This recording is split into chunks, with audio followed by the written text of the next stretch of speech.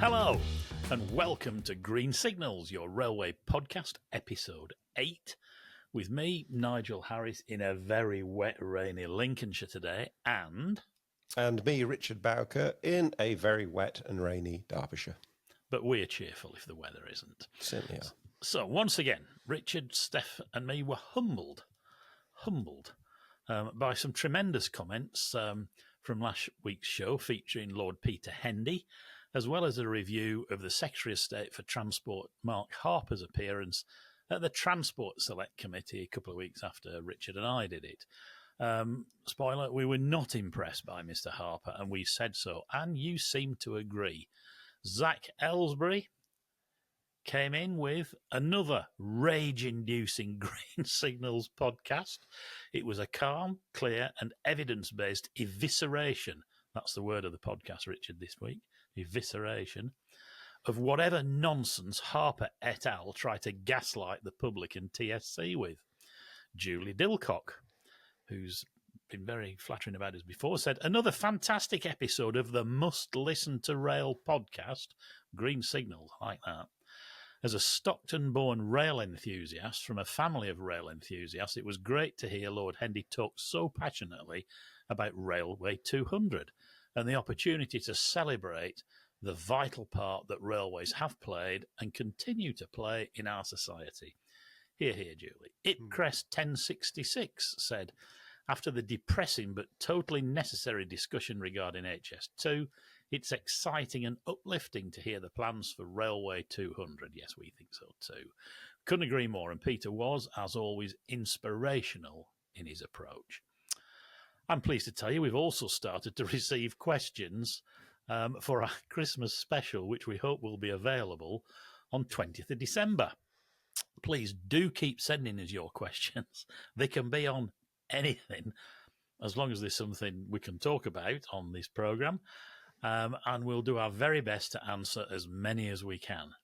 You can email us at info@greensignals.org or via the contact form on our website or via Twitter even, though email is better so we don't miss any. Looking forward to that one, Richard? Certainly am. The harder the better. Yes, indeed. We'll have some fun with that. Anyway, on this week's show, we're ringing the changes a bit this week. There's been so much of interest happening in the last week. We thought we'd try and cover a lot of different things rather than one big subject, channeling our inner Top Gear, perhaps. Maybe a dash of Blue Peter thrown in. Bit of a magazine approach. We also have a couple of special guests joining us on the show, and we'll tell you who they are in a moment, so don't go anywhere. So, what have we got coming up? We're going to talk about luggage on trains. Yes, you heard that correctly. It's a personal bugbear of mine, although I suspect we may have slightly different views, Richard. I suspect we will. Indeed, as it always should be on this show. Everything I say, Richard, you contradict it. No, I don't. Yeah. Perfectly unscripted pickup there. A little campaign we have underway, which we hope will become a big campaign, from Richard, actually. It's normally a journalist thing, but Richard's the campaigner this time. And he's called it Full and Standing, and we want your help on this one. More about that in a minute. And we look at the National Skills Academy for Rail annual survey results for 2023. The results of which reinforce what Lord Hendy was saying last week regarding a crisis of skills in the industry. We'll hear from Neil Robertson, Chief Executive of NSAR, who's always very thoughtful to listen to.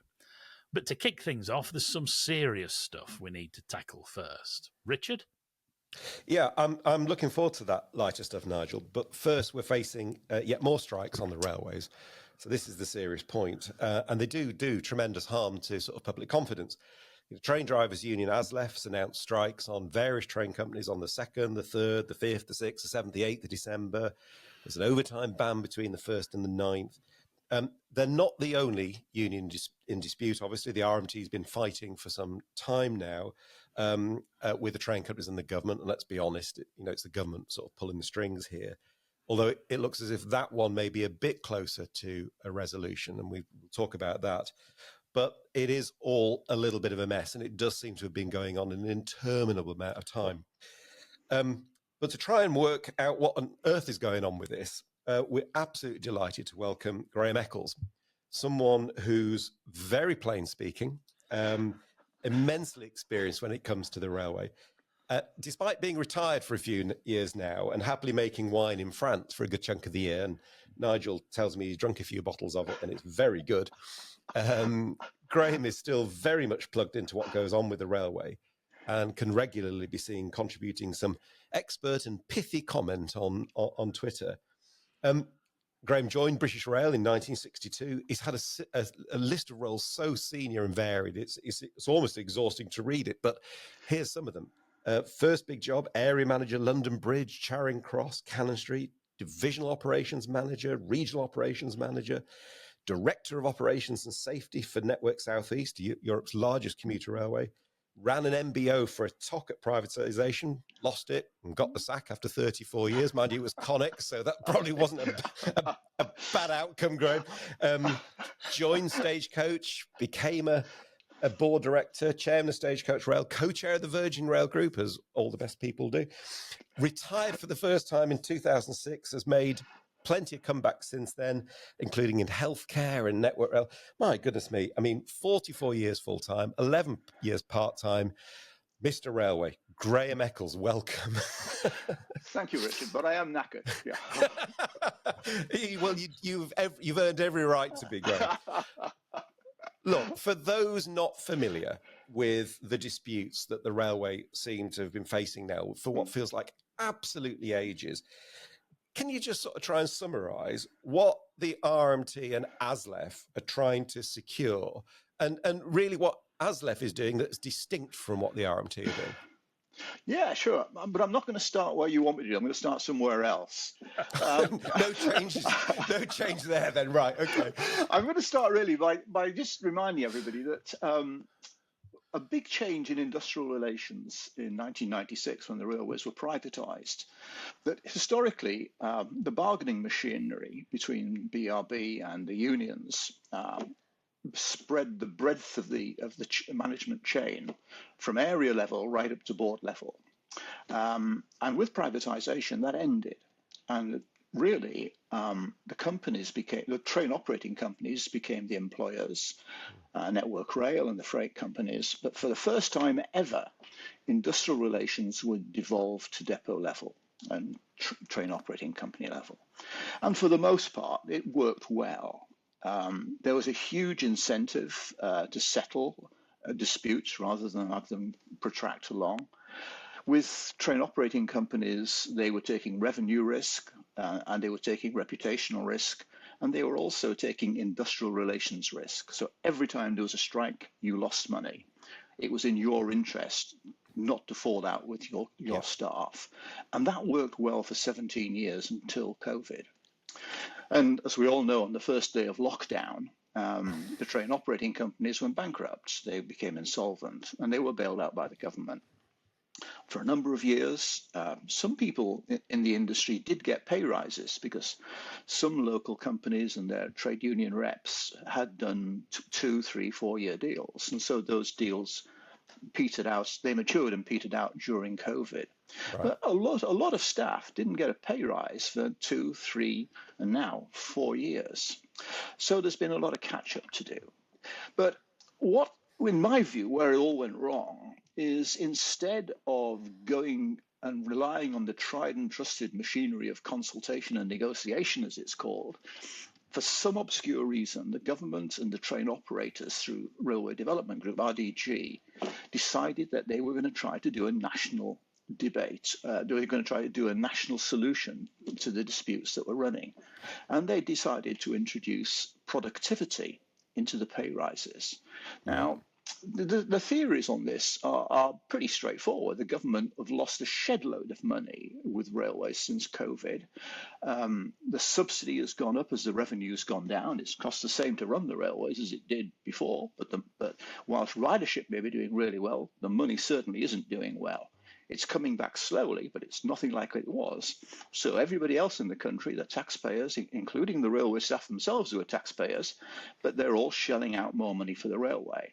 And government's attitude is, well, the staff need a pay rise. Yeah, we agree with that. They should have one, but we want to tie in productivity improvements with that. And of course, the trade union saying, no, you owe us 2-3 years pay rise. We want that. Give us that, and then we'll start to talk about productivity. And you've hit that buffer stop at that point. Whereas in the old days, there was a huge incentive to sort things out. Now, really, with the Treasury picking up the bill, this government has decided that they're not going to settle. They are going to hold the unions to account, and they're going to get their pay rise, but they're going to pay for it themselves. And that basically is the history of the dispute. But when it comes to the overtime working bans and things like that, that's a completely different story. And it's another aspect that I think we should develop this today as to why the railway's in the state it's in. Just before we do that, Graham. Sorry, Nigel, very quickly, is there a difference then between what the RMT are asking for and what ASLEF are asking for? Or is it just fundamentally the same thing? No, the principles are the same. One side wants the staff to pay for their pay rise, and the other side don't. It's as simple as that. Okay. I mean, does the government have a point, Graham? Is it not unreasonable to want to link increases in pay to improvements in terms of efficiencies and working practice? As a principle, is that not unreasonable? No, of course it's not unreasonable. Absolutely not, Nigel. But you have to decide before you get into a dispute that's become as bitter as this one, and it becoming bitter was entirely foreseeable here. Is it worth it? Is the productivity you're going to get worth the dispute you're having? Because it's not really about what the dispute has cost. And people will say, well, it would have been cheaper for them to settle. And that's not really the issue here. The issue is forming a new base for which to grow the future railway. Yeah. And that is, I mean, that is the real challenge, isn't it? But we've got to get through. We've got to get through this, what seemingly is an intractable dispute at the moment. Yeah. I think the other great mistake that I think was made was trying to negotiate with ASLEF and the RMT at a national level when the machinery was at a company level. And I mean, I've been out of the game a few years now, but I would find it difficult to foresee a situation where all 20-odd TOCs wanted exactly the same condition changes as everybody else. And to try to work that one out at the national level is far too complicated. They should have tried to sort it out at the company level. It would have been far easier to do that way. But for some obscure reason, which I'm not privy to, and I guess I never will be, they decided to negotiate at the national level. That, to some extent, plays into ASLEF and the RMT's hands, because they'd be very happy to go back to the days of national bargaining. Though if we look at the recent announcement that it does look like there's a deal at a macro level with the RMT, part of that appears to be a return to local/regional detailed negotiations, which does seem to make sense, doesn't it? Yeah, it does. In my view, it makes sense, Richard. Yeah, I think common sense has shown its way through. Yeah. Okay. And when you look at the sort of the history of the railways, and you look at the last 20 years, you talked about we've had this sort of harmony for a period. It's also the case that RMT and ASLEF tend to have, there's different impacts, aren't there? I mean, the consequences are different. And if you look at sort of the traditional industrial relations landscapes, doing a deal with the two usually takes a different form. Is that fair? Is that something that we're likely to see again? It's very fair, yes. RMT represent the general grades, principally Network Rail, and within train operating companies, station staff and guards. ASLEF are train drivers. One can argue that one is a craft union, the other isn't. I don't personally subscribe to that. But I think what does happen here is that ASLEF is a much more focused organisation. It's the percentage of members of drivers to ASLEF is higher than RMT staff to others. And it is a more difficult union to deal with for several reasons. One is the staff have a great deal of training behind them and detailed knowledge, and they occupy very responsible jobs, whereas the RMT is quite diverse. where it takes 2 years to train a train driver and put them into a cab and to drive a train, you can produce a guard in 6 to 8 weeks. So there's a different. It's difficult to fall into the trap of saying a different caliber of staff. That's nothing to do with it at all. It's just the level and the degree of training that makes one union slightly different to deal with the other. Graham, of course, sorry, Nigel, yeah. I was going to say, sorry to interrupt. Can you? I do rabbit on, so you. No, it's all right. Yeah. Can you throw some light on an area which I'm sure confuses lots of people, and it sort of confused me over the period. On the one hand, ASLEF's got very clear policy. They say that a lot of these problems are because the train operators do not employ sufficient drivers. Yeah. But on the other hand, I've heard it said that ASLEF quite likes it because that means its members get lots of rest day working and overtime, and that the train operators like it because they've got lower costs with having to employ fewer drivers. Yeah. And that this is a bit of an unholy alliance, really, and it all works really well right until the moment it doesn't, when there's a fallout. So you've got this contradictory view where the union likes its members having overtime, but doesn't say that officially because its official policy is it wants them to have a full establishment, I understand is the word, of driving. And I remember Chris Green telling me that after the Pendolinos came along, Virgin had a full establishment of drivers and no rest day working at all. So can you just talk a bit, is that right, that there's been this unholy alliance? Yes, but it's worse than that, Nigel. It's worse than that. Back in BR days, the railways were cost driven. As a railway manager, I had to make my 3% per annum savings from the costs I was responsible for. And when I'd done that, I could do all sorts of sexy other things that I'd like to do. I have a scheme here for growing revenue, or plant some flowers, whatever I wanted to do with my railway, as long as I made my 3% savings. And the railways were cost driven. With privatisation, that all changed, and the railways became revenue and profit driven. Okay. However, back in BR days, that cost driving tended to create a situation where, not just for drivers, but for all grades, it was based on using overtime to boost salaries. Now, the railways didn't pay well before privatisation. Post-privatisation, everybody's made a lot of money, managers as well as staff. But before then, you didn't get a great deal of money if you worked for the railways. In my view, you got a whole lot of job satisfaction, but the money wasn't good. So everybody tried to get a bit of overtime if they could. And it worked for everybody. It worked for the staff themselves, because if they wanted to do, they could work their rest days and work a Sunday, and that would increase their earnings. And it worked for management as well, because it kept the costs down. It's always cheaper to pay people to work overtime than it is to employ them and pay their insurance and their pensions and everything else. So it worked for everyone. But so what's wrong with that, you may ask? Well, it's great as long as everybody's getting along famously. But the minute it comes to the annual pay awards, or some sort of dispute between management and its trade unions, then all of a sudden the trade unions have the upper hand, because by stopping overtime working, they can affect the train service. Stop the job. Yep.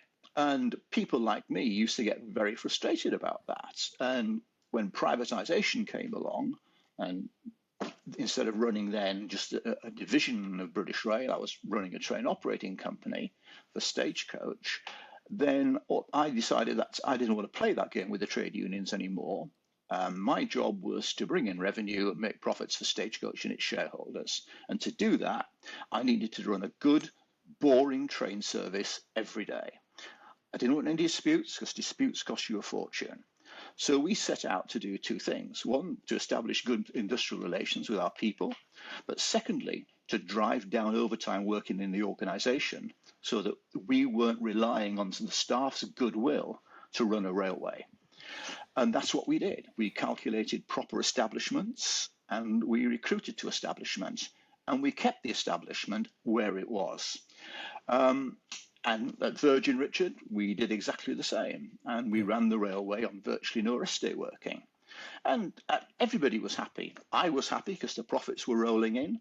The staff were happy because they'd got a better wage. Their entire salary was now pensionable rather than just for the old 5 days a week was pensionable. The trade unions were happy because they had their membership fees were rolling in because we were employing more train drivers and more staff. So everyone was happy. And the incentive were there was for everybody to keep going. And that's what happened until COVID, when the money ran out. So overtime works well until it doesn't. Yeah. One sort of owning group chief, who I shan't name, described it in very colourful terms to me as it was giving the unions a loaded gun which was pointed at your head the whole time. Yeah, if you were daft enough to do it. But don't get carried away with the idea that all 25 train operating companies did the same thing. In those days, being on the ATOC board was like watching a shepherd with sheep.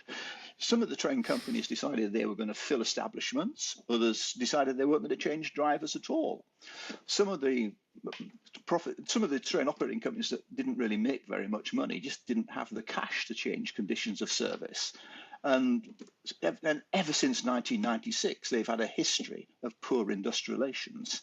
In fact, one of my many comebacks was to London Midland region to try to sort out the drivers there for go-ahead. And when you looked at it, London Midland had given control to ASLEF, not the management, by letting the staff decide who was going to work where. So you had more comebacks than Frank Sinatra, Graham.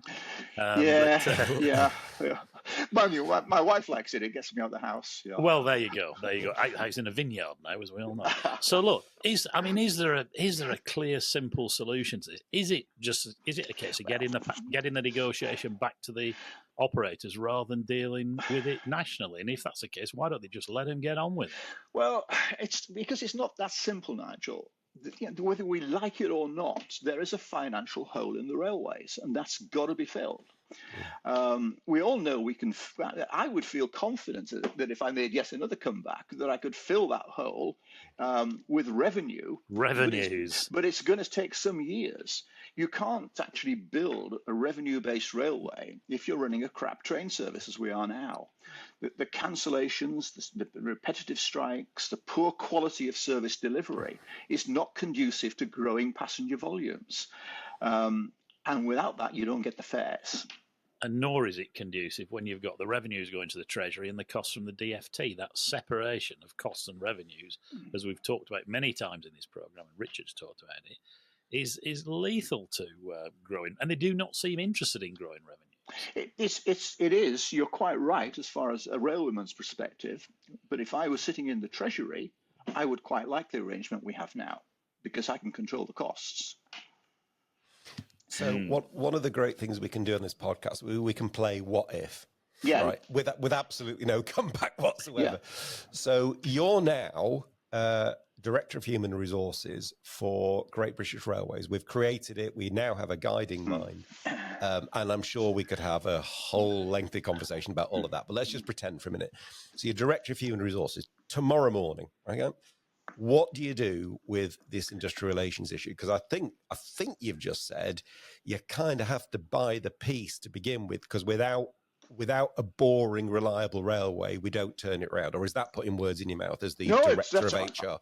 That more or less sums up where I would be, Richard. I think where I'd start off is I'd want to get to the bottom of what these productivity savings are that RGD talk about. If they are indeed game changers and they will show the way to a better railway, then perhaps there is the basis for an industrial dispute there that should be had. And if these savings are so good, if the railway board, God, that's me going back in history, isn't it? If the train operating company, yes, if the train operators can't actually sort this out with their trade unions, then they need to think about, are they going to implement it? But you only go down that route, Richard, if you're absolutely convinced that the changes you want to make are the right things to do.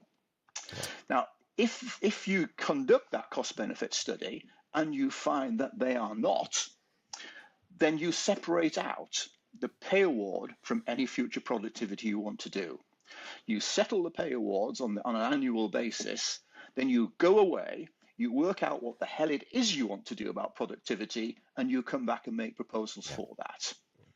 You have to decide whether the present dispute is worth fighting or not from a management perspective.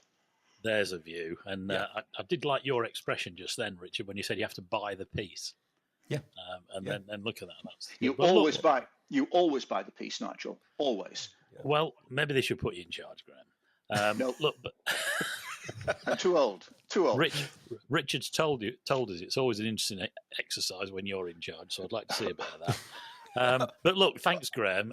I hope you'll be happy to come back on the show in the future and talk about some other stuff, because there's plenty of things going on. I was nearly just going to say, which I'm sure you'd have a view on, but Richard said earlier, Graham's always got a view. But it's always a view worth listening to, let's be honest. Yeah. Indeed. So, more wonderful stories and wise words to hear. I've also said that we should maybe ask the guests to come along and at the end of the interview give us an anecdote of something that's funny or went spectacularly wrong. So maybe we'll do a bit of that in future. Okay. And ask people like you for some anecdotes. I'm sure you've got some good ones. But for now, Graham, thanks ever so much for your time. It really is appreciated. There's some real words of wisdom there. And good to see you and Richard back together as well. I agree. And it's good to see you too as well. Thanks, Graham. Thanks, Take Graham. care. Bye. Bye-bye. Bye for now. Wow, another fantastically expert witness there. And I think it's fair to say that, I'm sure you'll let us know, but Graham gave us one of the best explanations of why we are where we are that I've heard in recent times, because it is very complex. But when you really, really know your stuff like Graham does, then it's fairly straightforward to just come out with it and explain it, which is what he did. So let us know what you all think. Now, as we're doing a magazine programme for something completely different, as they used to say. There have been periods in the railway's history when it's carried very serious numbers. According to ORR, the record year was 1920, when 2 billion passenger journeys were recorded. And bear in mind, pre-COVID, we got to about 1.8 billion. It was still some way short of that. Yet, neither formal railway history nor anecdotal memory, as far as I can see, if you know different, tell me, seem to record excessive luggage ever being an issue. This was probably for two reasons. One, wheeled luggage didn't exist, and so passengers were physically limited by the weight they could carry. So traditional suitcases were modestly sized. Also, trains generally had vans of one kind or another, so luggage that would not fit in those lovely overhead netted racks, which were made of brass in the glory years, could be stored in the guard's van where there was plenty of room. Nowadays, suitcases have ballooned in size, and those little wheels have made massive cases manageable by anyone. It's a major problem too, excuse me, because the space available to store bags on trains seems to have reduced in inverse proportion to the volume of luggage needing to be carried. A modest suitcase of the kind you can take in an airline cabin as hand luggage will fit between train seat backs, where you have train seat backs, because they're reducing too in favour of airline seating, which makes this problem worse again. And on Pendolinos, for example, the overhead racks are restricted in size, as Richard discussed in a previous episode. So that makes it worse again on the West Coast. So what usually happens is that bags end up being stored in wheelchair spaces or the very limited cycle storage spaces, which also causes problems of their own. Full trains can be a nightmare for the staff. The problem's exacerbated in recent years, with the government insisting on cramming in as many seats as possible, and likewise the private sector. Commercial considerations are always put first. When Virgin's Pendolinos were built, Richard, you successfully pushed to have passengers carried in the leading vehicles of 125-mile-an-hour trains. And maybe you can tell us a bit about that in a moment. But that was, again, space which might otherwise, in a previous generation of rolling stock, been vans. Subsequent trains by Hitachi followed suit. No van storage is provided. So whilst we have understandably and successfully pushed ticket sales, it's always rankled with me that we hear that passengers first mantra endlessly trotted out by both government and industry, but with regard to luggage, it's lip service. Lumo, on the East Coast, this open access operator which had to have 400 seats in its train, has imposed luggage restrictions for a while now. They even have a page dedicated to this on the website. Customers can bring on board a maximum of one small bag or hold-all and one medium-sized suitcase. Then they say luggage that exceeds the limits they establish is carried at their discretion, and you may even be reduced travel. A charge will be levied for conveying additional items of luggage or for excessively large or bulky items. This won't exceed half a full adult fare for the entire journey, but wow, that's some cost. Lumo also refuses travel with some bulky items or sports equipment, does not accept non-folding bikes, but they do have a Lumo luggage courier service to transport bags independently to your destination. And now LNER is following suit. The MSM mainstream media reported last week that LNER is advising passengers they may only take one large suitcase, and they specify the sizes, and 2 bags on board its trains. So this problem is getting worse and will not go away. But Railway and DfT are making, as I see, no substantive efforts to solve it. All that seems to matter is jamming in as many seats as possible. Now, LNER has also announced it's buying some 10 trains from CAF to replace the 225, so that's another load of vans going to disappear. Now, passengers would never dream of turning up to fly with numerous bags, but they do expect to do it on trains. Lumo has, I hear tell, started turning passengers away on the platform, which is awful. I heard tell of a Lumo train manager struggling with a tricky situation when a passenger turned up to travel with a full drum kit as walk-on luggage. Always drummers, Richard, isn't it? Always.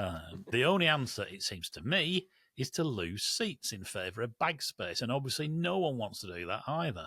But it does leave passengers and on-board staff really struggling with some very fraught situations. Is there an innovation to be had in seat design, which could be easily folded or removed at peak times to create storage? It could help with family travel as well. Or is it just time to bite the bullet and bring back the luggage van? What do you think, Richard? Look, you raised some really interesting points in that, and it does cause, enormous issues. Just a few comments really that I suddenly thought about listening to that. I can't remember when I was at Virgin Rail Group, for instance, and we still had Mark III sets, the carriages with a locomotive at one end, and then what was called a driving van trailer. They were push-pull trains. Remember those? DVTs, yeah. The DVT, which I thought was a blood condition, but anyway, no, it was a place where the driver sat, and that had a luggage van. But I don't recall them ever being particularly used for luggage as first thing. Maybe that is because of a passenger volume issue, which obviously has grown massively since. I believe it's actually been a condition. It's been a national rail condition of travel since 2012, something like that. Right. That only 3 items of luggage are allowed on trains. Now, obviously, different train operators can exercise discretion and let you take more if you want to, but I believe they have the right to enforce that. It's just that no one. Well, it's one of those kind of little known things, isn't it? And somebody listening will no doubt correct me if that's wrong, but I believe it's been since 2012. That's been a national condition of travel. So the train operators can enforce it if they want. I personally don't think it's unreasonable to restrict luggage. Neither. I mean, drum kits. I mean, just mad, isn't it? A train is not a personal removal service to allow you to get your worldly belongings from one part of the country to another.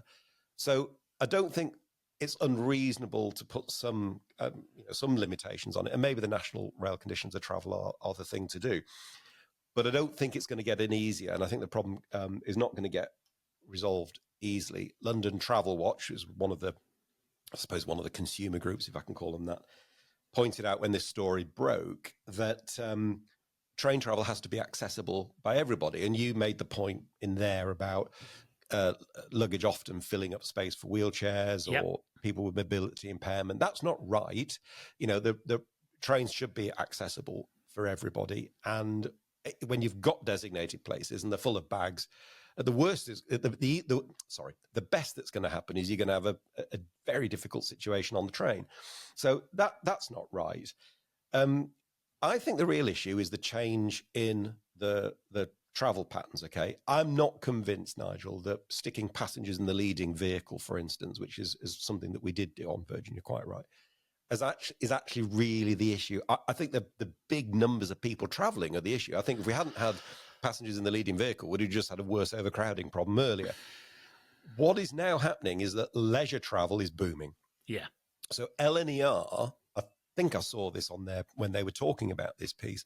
They've got like 30% more passengers travelling on a Sunday, and they're leisure passengers. Guess with what? Bags. And with bags. So the mix has changed. We keep saying this. The mix has changed. And so what we could kind of get away with 5 years ago, we can't get away with now. Well, you could put bags on seats, couldn't you? But once the trains have all got people got bums in seats. Yeah. I've even heard of trains so overcrowded that the bags have been stacked in the toilets. I mean that's crazy. And we got a tweet over the weekend, someone saying that they'd been sat in the toilet because it was the only seat available with a bag. So here's the thing. We are seeing passenger numbers return to the railway post-COVID. That's fantastic, right? But they're a different kind of mix than what we had before, and they're carrying more luggage. So the problem is getting exacerbated. There's no easy answer to this. It really isn't. I think some kind of restriction is reasonable because, it's like, you can't carry absolutely everything. But maybe, folks can come up with some potential ideas for this. I'm not sure that the luggage van's going to work unless, that is a very big change in use of one of the vehicles on a train. We might need more vehicles. We might need more trains. We might need to accept that the total number of seats per train may have to be a bit different. I don't know. It's not easy, but the railway has changed. And the one thing I'm absolutely convinced about is we cannot have a policy which turns people away. So that is crazy. So there has to be an answer. And it's been squeezed on every level, hasn't it? Even when you're doing away with seated tables, you do away with the seat back spaces, which have been very useful. Yep. And there's fewer and fewer of them. So maybe listeners and viewers can let us have their thoughts on this, because it has to be solved. We can't be turning people away. But I've been on trains which were dangerously overloaded with people full and standing, and with bags stacked everywhere. Yep. So there you go. But full and standing mentioned segues us on neatly. It does. To the Bowker campaign. This follows on from our last section on Luggage, as Peter Sellers might have said. And Richard, you've got an idea for a campaign now, haven't you? I'm not the campaigning type. I know. That's why I'm saying this with a smile in my voice. Well, I'm not. But we've just talked about luggage and the number of people on trains, as you said. And the fact is, quite a lot of trains are now full and standing. Now, it is complicated. I tweeted about it the other day. I got some absolutely extraordinary responses. Welcome to the world of social media. Some of them were funny, some of them were daft, some of them were, a bit unpleasant. And there was one particular character who thought I was making yet another point about HS2, which I wasn't at all. I was making a point about the particular train that I was on, which happened to be the 1531 from St Pancras to Chesterfield. And I know there's lots of reasons why it happens, right? So if you're out there thinking, I don't understand, I genuinely do. We're having what railway people call short formations and what passengers call flipping irritating, right? Which is when you think it's going to be a 2 5-car carriage sets, and it turns up with 1 5-car, right? So you've immediately got half the train. That's a short formation. And that's happening because some of the trains that we did have gone back to the leasing companies because the Department for Transport want to cut the costs, and there aren't new trains to replace it. So big issue with that. What we call off-peak, peak fare boundaries. So that 1531 from St Pancras to Sheffield was the last off-peak train before the peak started and the pricing went up. So guess what? Everybody piles on. So I know that, right? That's the thing. Uneven loadings is often an issue on commuter trains where people cram into the first 2 carriages nearest the ticket barriers. And actually, the front carriage, if they've walk walked down the platform and you'll find we'll have fewer people in the carriage. So I get that.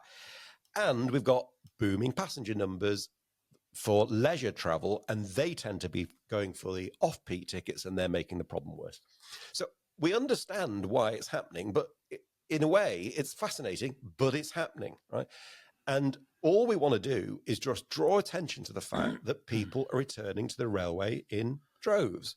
Maybe a slightly different mix to what we've had before, but they're still there, and we've got to do something positive. So this is a positive campaign. This isn't beating people over the head, which is just saying, that and I accept there's a risk it will come across as a bit whiny. It's not meant to be. Full and standing simply means let's have more capacity in however we do it. So that's the point of it. So what we've suggested we do is just anybody who's listening or anybody who's tweeting, just if you see a train with, where it is full and standing, take a picture, if you can tag us, that'd be great, but certainly use the hashtag full and, that's AND, not the little ampersand thing. So full and standing.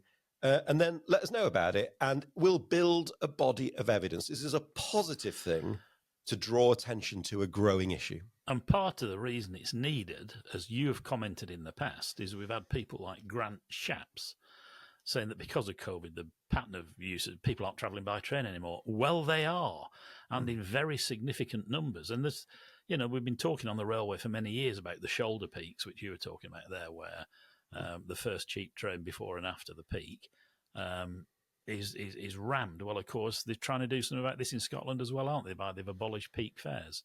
And it'd be very interesting to see what that's done. Yeah, very interesting. We're going to talk about that because that could be a solution.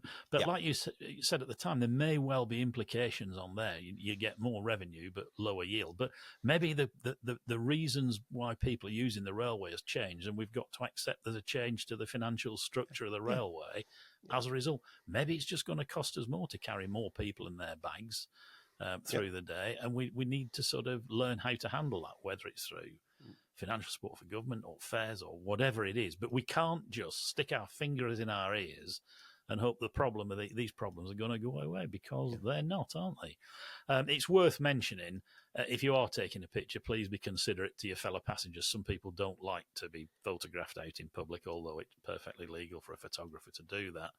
Some people can be a bit sensitive to having the pictures taken, so do tread carefully. I saw your picture was basically the back of a load of people's heads because they were all facing the other way. So, and I did. Do you know what? I waited for the moment.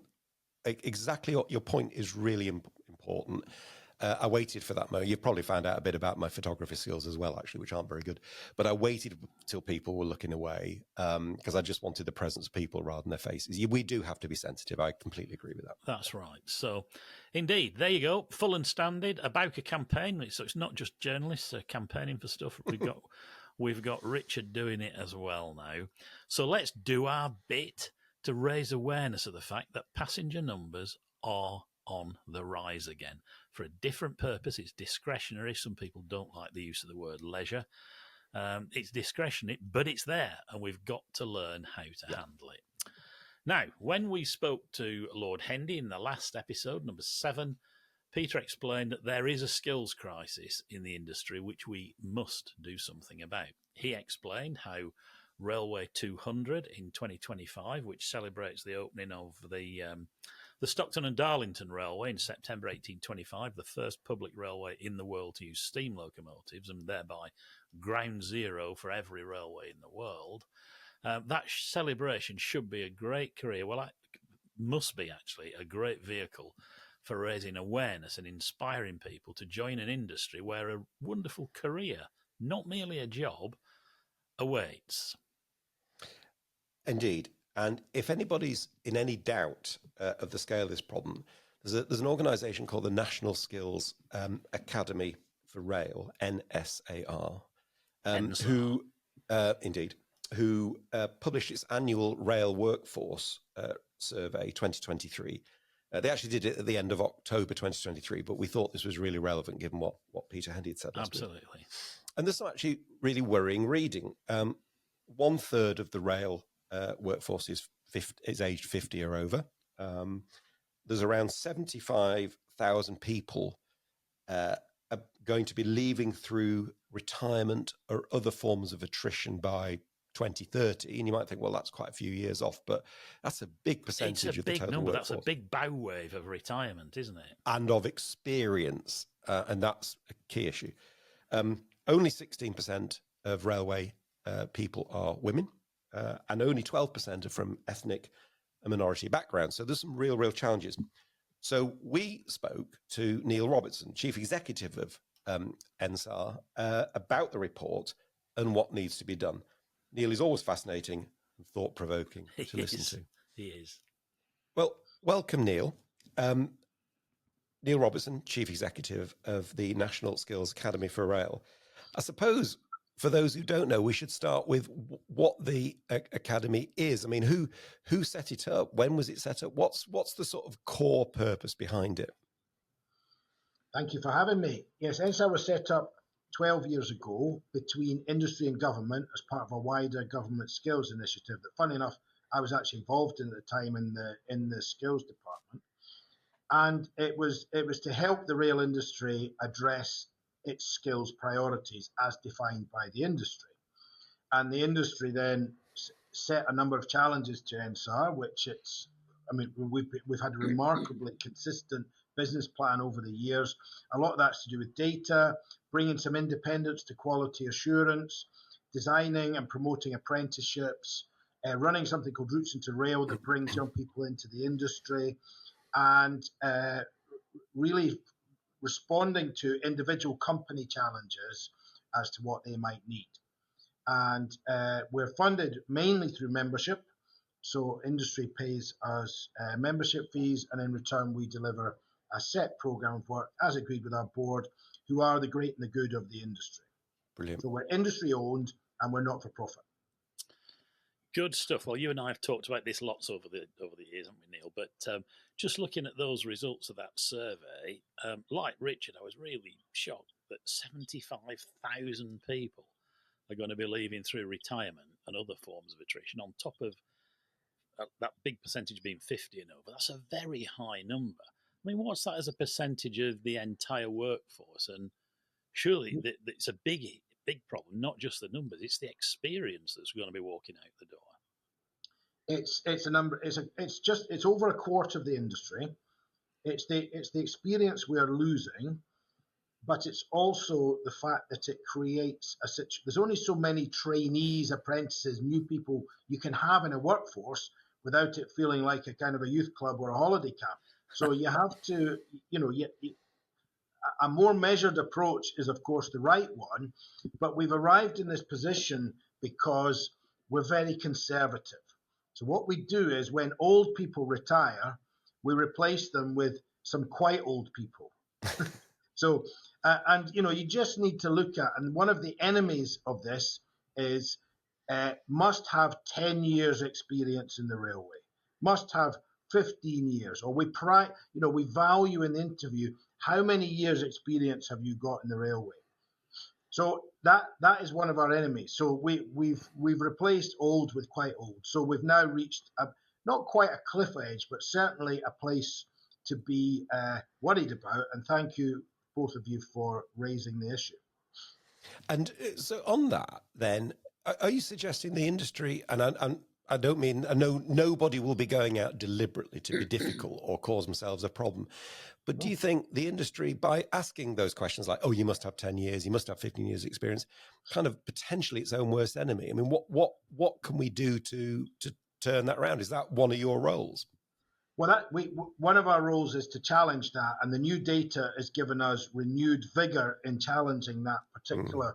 Of course, it's well-meaning. We want people that know what they're doing, right? But competency and experience aren't the same, and we are being excessively cautious. That won't surprise anybody. The happy news is that some of the new technologies and things that we need to do, particularly on the infrastructure side, are more similar than they've ever been to the kind of things that happen in other related industries, e.g. Regulated power or water, right, or telecoms. Okay, well, that makes absolute sense, and great that we kind of learn from other industries. Do you think then that there's more that could still be done or could be done. I suppose one of my slight concerns would be that you've got an organisation like NSAR. You're obviously got a clear strategy, doing some great stuff, and there's always a risk. I'm sure this hasn't happened in the railways, that everybody goes, right, great, anyway, you're doing that.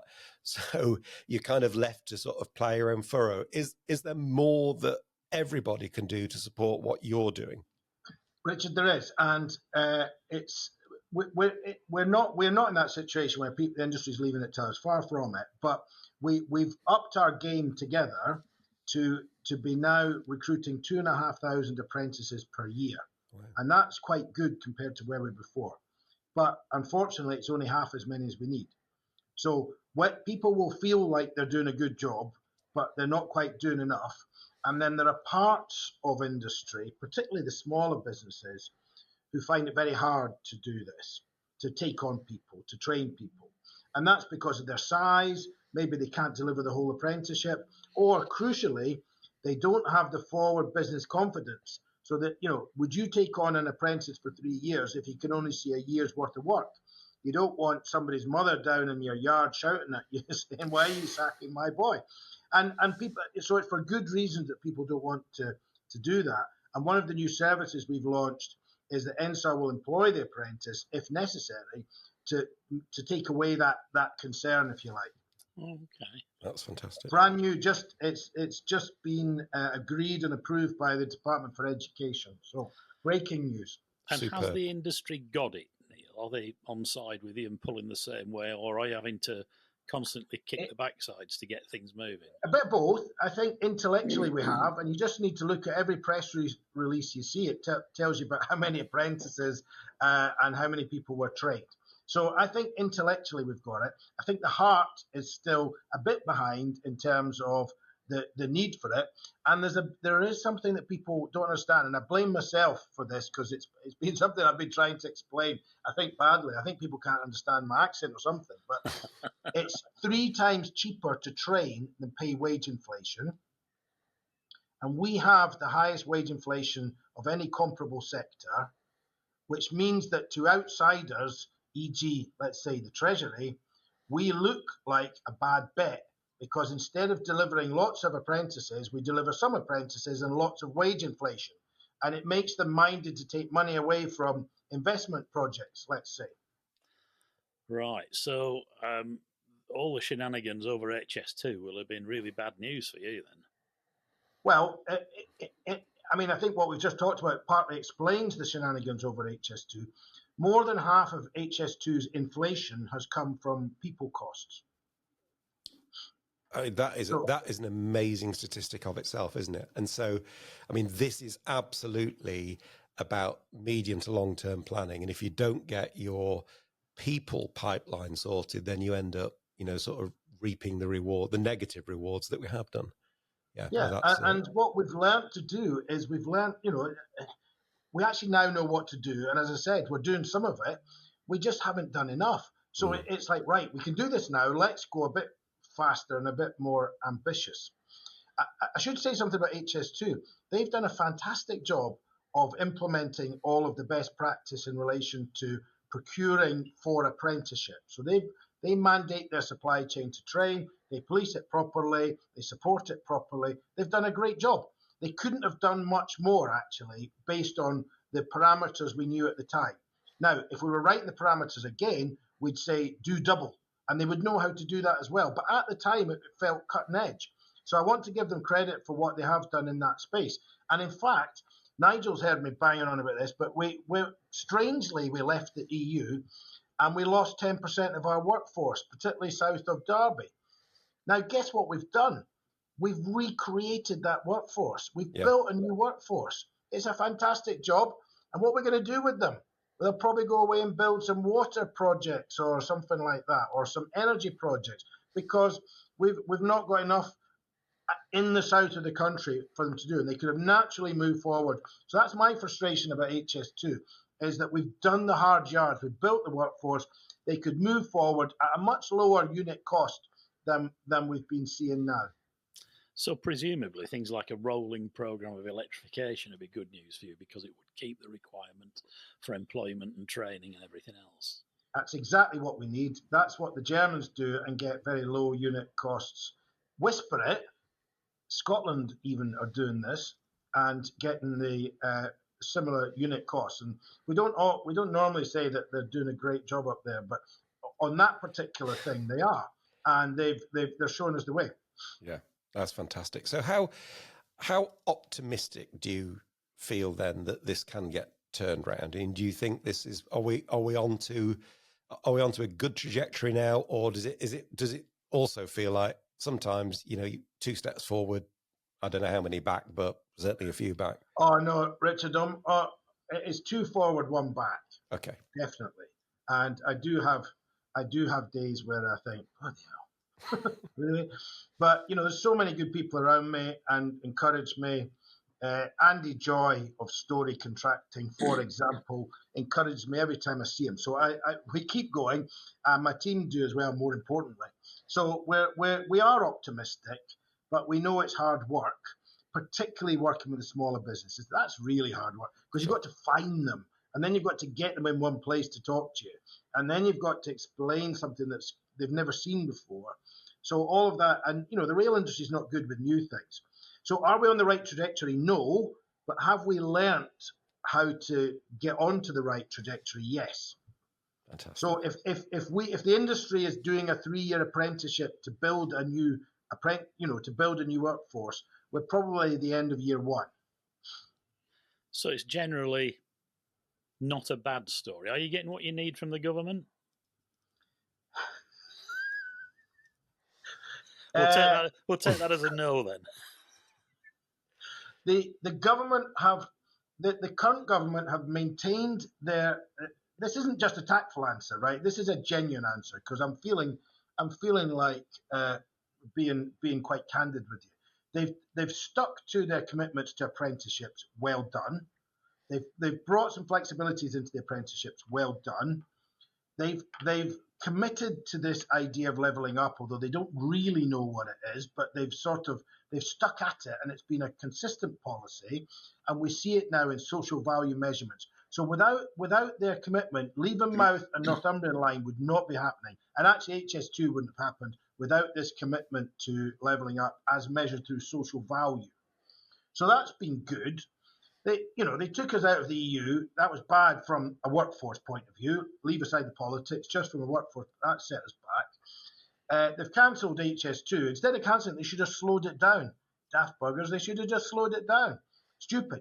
Anyway, and nobody believes what they've come up with instead. So that's not been good. And then we on the rolling stock side, which is a side that we get a wee bit less involved with, but have been recently. You know, again, the government's planning of its pipeline is rather poor. And the National Infrastructure Commission was set up to help the government do a rolling programme of things. Instead, the government is like that. So guess what? The industry is like that. And guess what? That filters down. And John, who's trying to run a tier 3 yard somewhere making things or supplying something, he's got 11 months forward business confidence. And an apprenticeship pays back in 3 years, probably, kind of one. So why would you? You know, so we're asking people to trust us, to give us goodwill, to go with their heart, not their head.